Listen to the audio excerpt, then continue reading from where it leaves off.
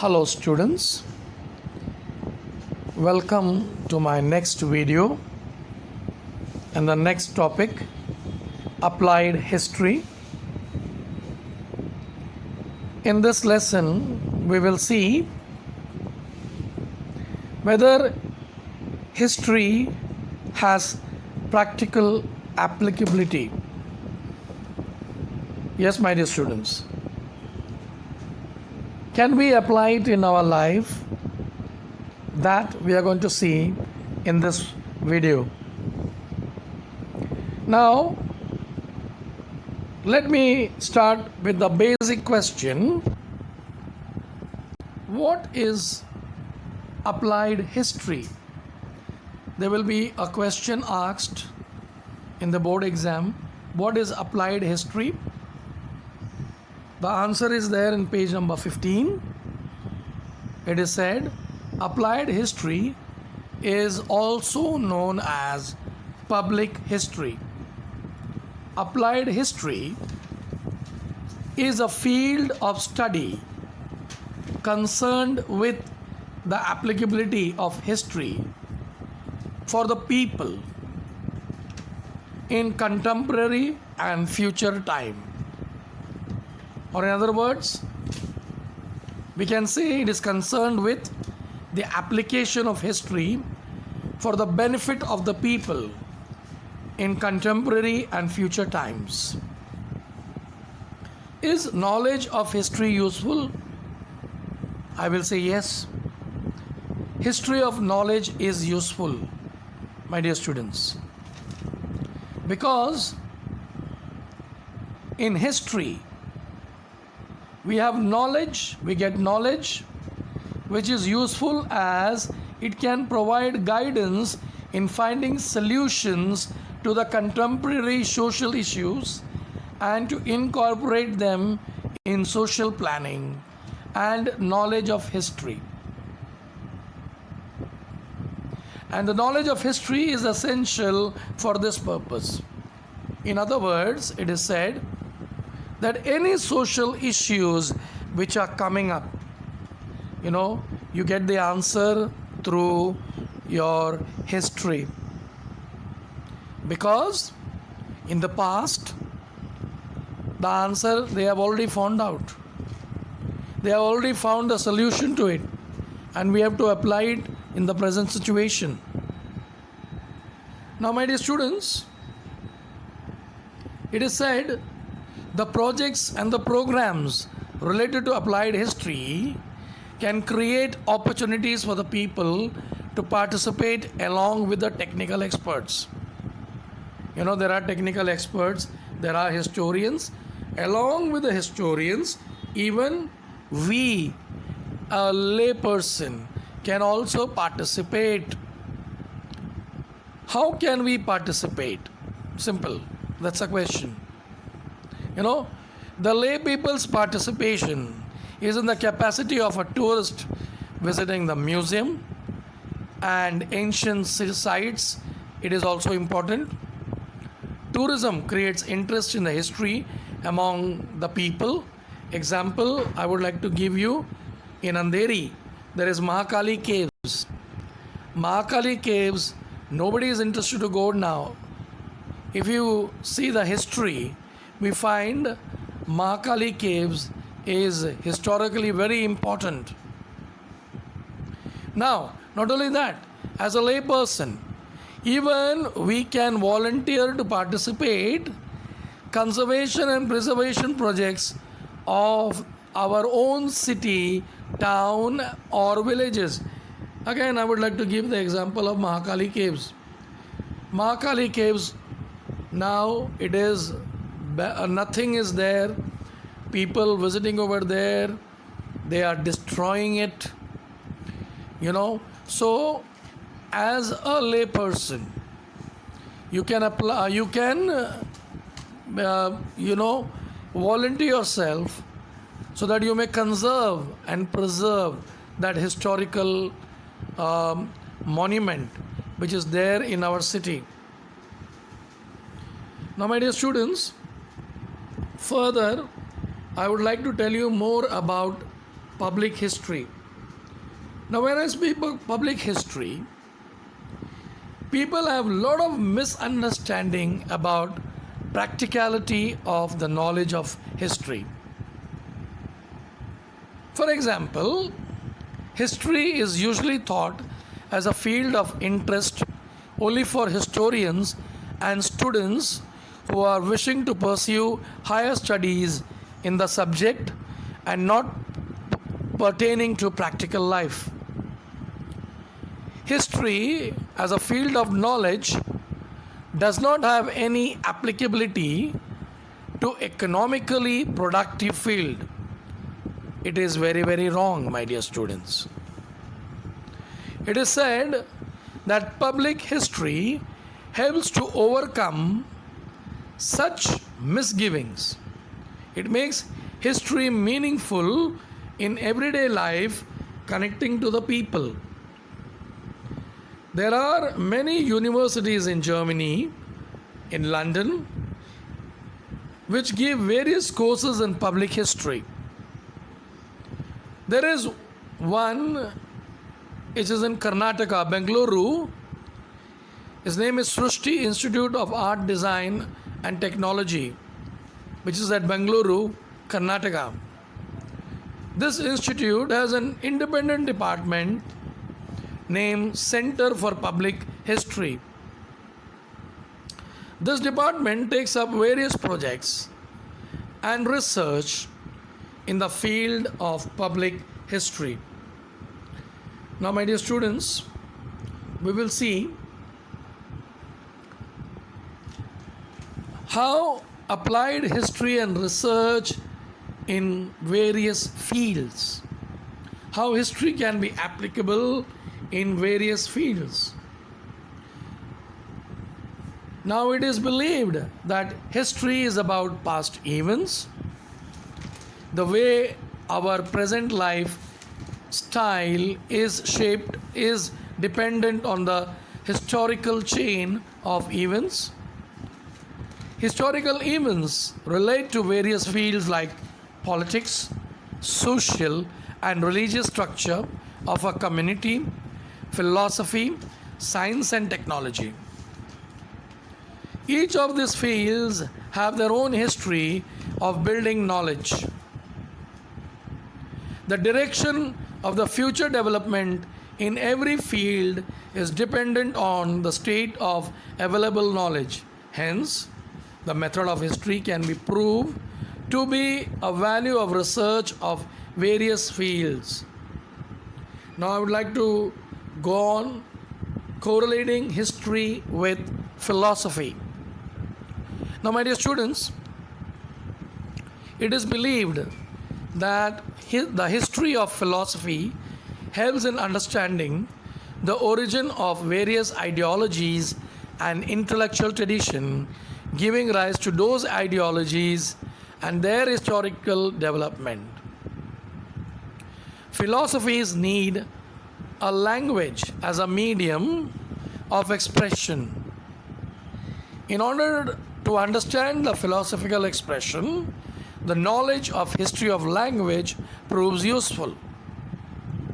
I would like to give an example. The great philosophers, the Greek philosophers like Plato and Socrates. Now, Socrates, his belief was, if you have any doubt, you have to clarify the doubt. There should not be element of any doubts in your mind, and you need to clarify it. So for that, you need to question it. And Socrates, he was badly punished by the government because it was believed that he was poisoning the young mind by saying that you have to question the authorities. Now, my dear students, we could see that at last Socrates, he was poisoned and he was killed by the government. Now, all this, how do we come to know? when you learn history. Now, history with science. It is believed the history of science helps in understanding the chronological order of scientific discoveries, inventions, and theories. It helps to understand the cause and effect chain that leads to those discoveries and inventions. It is said that need is the mother of inventions. Scientific discoveries, inventions are often the effects of human efforts to fulfill the need and curiosity.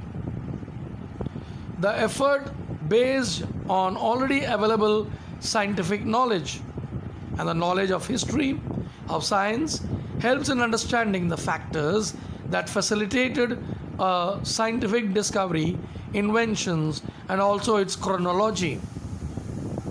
Now, I would like to give an example over here. The example is the gravitational force of the earth. Whatever we throw up, let us say, take the example of a ball.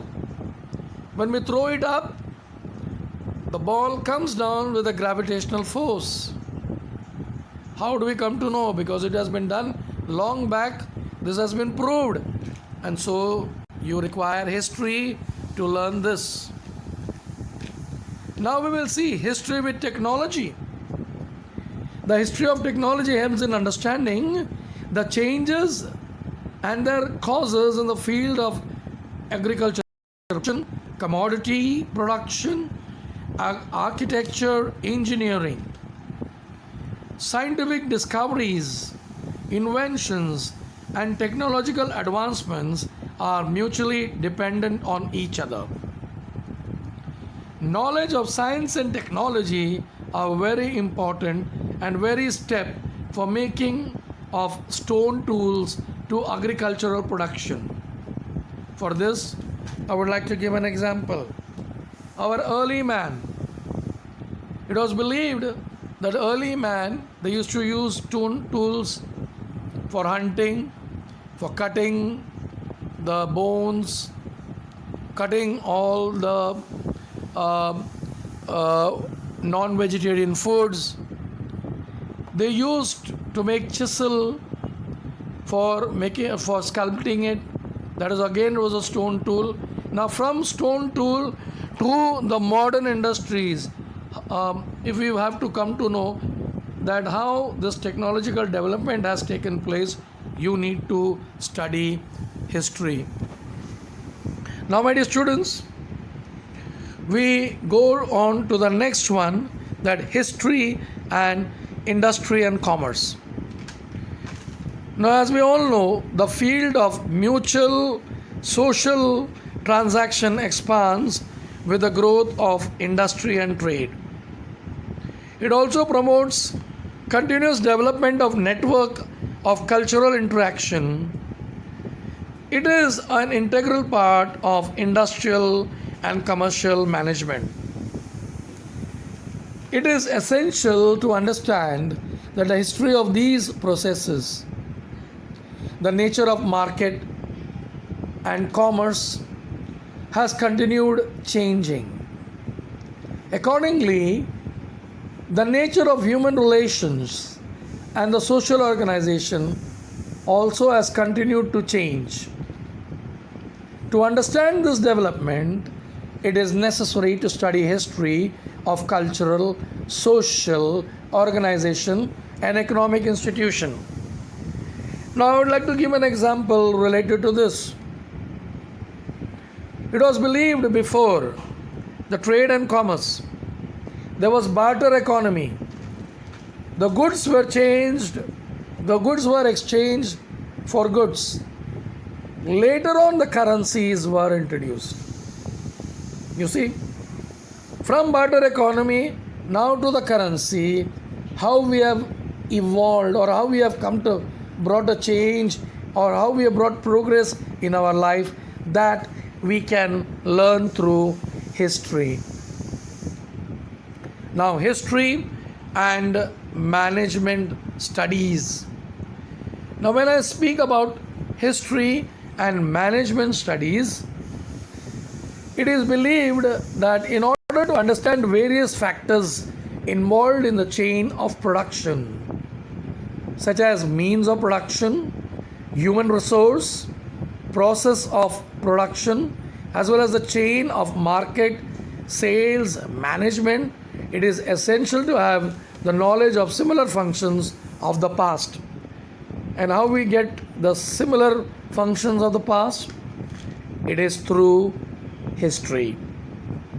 It is essential to understand the psychology of the character of the people working at various levels in the chain of production and marketing for healthy management.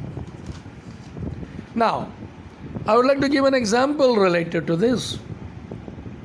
How the people learn the management skill. A person who is expert in one work, they are given that particular work. Now, I'd like to give an example saying that, I am a history teacher. I would like to do only history. I cannot take up mathematics. I cannot take up science. In the same way, the production has, or any producing anything, it has got more than 3 levels. And under each level, different people work. Those who are expert in that work is given to them. That's called management.